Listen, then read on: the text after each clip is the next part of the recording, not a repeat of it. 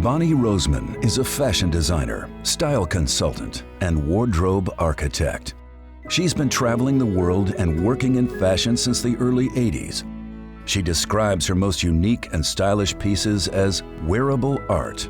Her silk and silicone scarves in particular have been catching the attention of the media for over 30 years.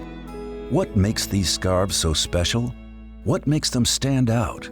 To understand why these scarves have created such a buzz, one must follow Bonnie's journey.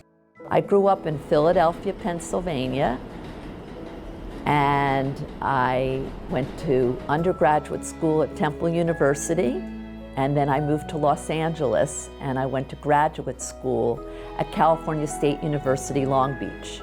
I started when I was 5 years old. I wouldn't let my older sister, who's 9 years older than I am, or my mother, go shopping without me telling them what to wear and how to put their wardrobes together. And I think my first job was at Gimbel's department store. So I always was drawn to clothing, accessories, and helping people make decisions that would be of value to put their look together in a positive way. I was an artist representative selling paintings, weavings, sculptures, ceramic art, and watercolors when I met a designer of beautiful scarves.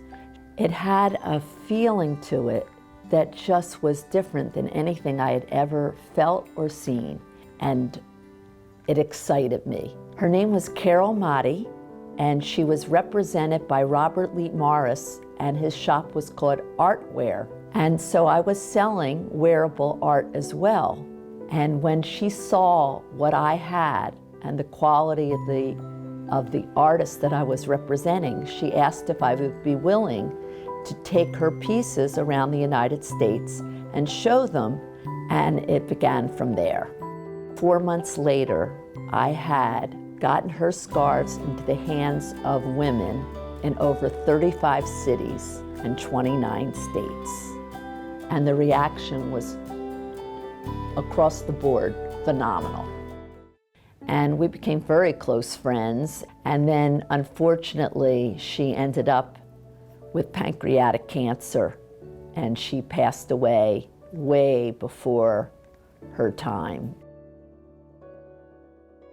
Went all across the United States doing my showings. I had many other artists that I represented. I had very unique jewelry, unusual handbags, and I did not have a fantastic scarf designer.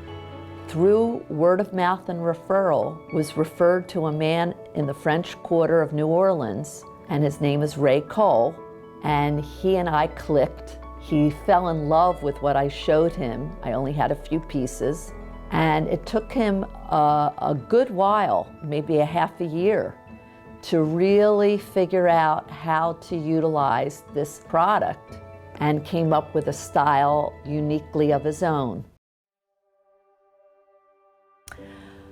Well, unfortunately, Ray had some health issues, and he passed away in June of 2017.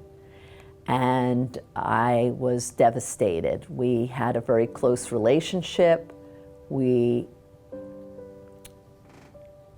worked together for over 20 years, and he was my friend, not just an artist that I represented.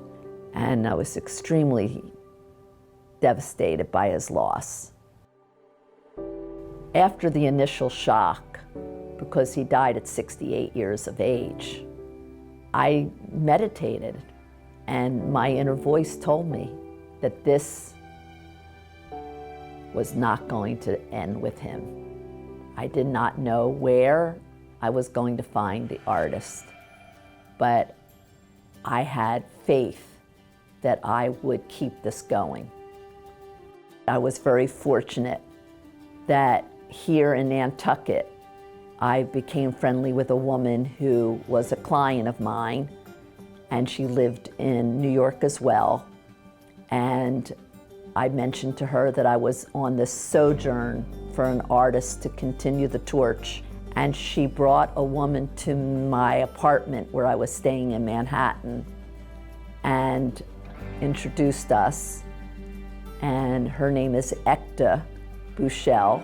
And I showed her the pieces that I had of Ray, and I showed her pieces that I had saved of Carol's, and she was floored by the beauty and came up with a collection that has taken it to another level.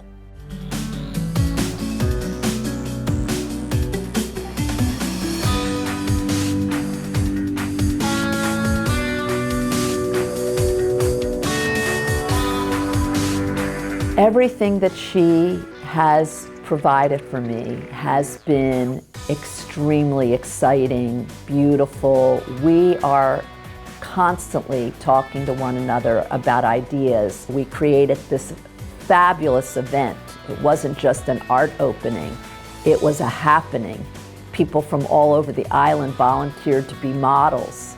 We donated a portion of the proceeds to Pancreatic Cancer Action Network, and it was an opportunity to really share with people this journey that I've been on for over 30 years.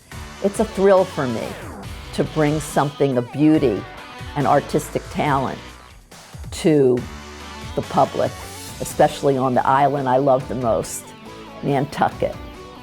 I don't see ever stopping doing what I'm doing because I think I'm bringing joy to a lot of people.